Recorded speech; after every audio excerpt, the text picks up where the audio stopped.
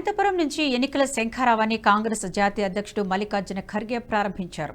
జిల్లా కేంద్రంలో జరిగిన న్యాయ సాధన సభలో ఇందిరమ్మ అభయం గ్యారెంటీ పథకాన్ని ప్రకటించారని కాంగ్రెస్ సీనియర్ నేత తులసిరెడ్డి అన్నారు. ఈ పథకం కింద ప్రతి పేద కుటుంబానికి నెలకు 5,000 ఇస్తామని వెల్లడించారు. ఇది చారిత్రాత్మక పథకమని, దేశంలోనే ప్రప్రథమంగా ఆంధ్రప్రదేశ్లో అమలవుతుందన్నారు. వైసీపీ నవరత్నాలు, టీడీపీ ప్రకటించిన సూపర్ 6 పథకాలు ఇందిరమ్మ అభయం ముందు ఎందుకు పనికిరావని అన్నారని విమర్శించారు. ఇందిరమ్మ అభయం పేదలకు వరం లాంటిదన్నారు.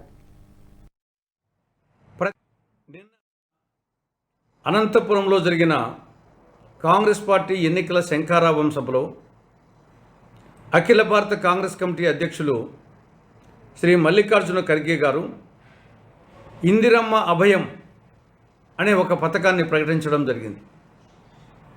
ఇది ఒక చారిత్రాత్మక పథకం. దేశంలోనే మొట్టమొదటిసారి ఆంధ్రప్రదేశ్లో కాంగ్రెస్ పార్టీ ప్రకటించినటువంటి పథకం. ఈ పథకం కింద ప్రతి నెల ప్రతి నిరుపేద కుటుంబానికి 5,000 రూపాయలు ఆర్థిక సహాయం చేయడం జరుగుతుంది. నెలకు 5,000 అంటే సంవత్సరానికి 60,000. 5 సంవత్సరాలకు 3 లక్షల రూపాయలు ఆర్థిక సహాయం చేయడం జరుగుతుంది. ఏ పేద కుటుంబం కూడా ఆర్థిక ఇబ్బందులకు లోను కాకూడదు అనే సదుద్దేశంతో కాంగ్రెస్ పార్టీ ఈ పథకాన్ని ప్రకటించడం జరిగింది. వైకాపా ప్రభుత్వం అమలు చేస్తున్న అన్ని సంక్షేమ పథకాలు కలిపి కూడా ఇందిరమ్మ అభయం పథకానికి సాటిరావు.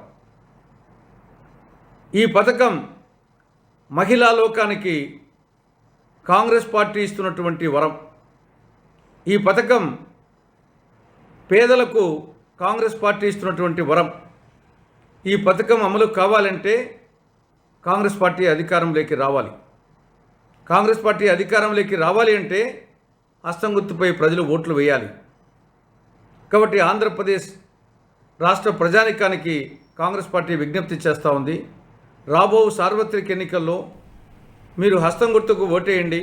ఈ వీడియో మీకు నచ్చినట్టయితే లైక్ చేయండి, 10 మందికి షేర్ చేయండి. అలాగే కామెంట్ల రూపంలో మీ అభిప్రాయాలను మాతో పంచుకోండి. Nationalist hub group of channels ను సబ్స్క్రైబ్ చేసుకుని తెలుగునాట జాతీయవాద జర్నలిజాన్ని ప్రోత్సహించండి. ఈ వీడియో కింద ఉన్న బెల్ ఐకాన్ పై క్లిక్ చేయడం మర్చిపోవద్దు.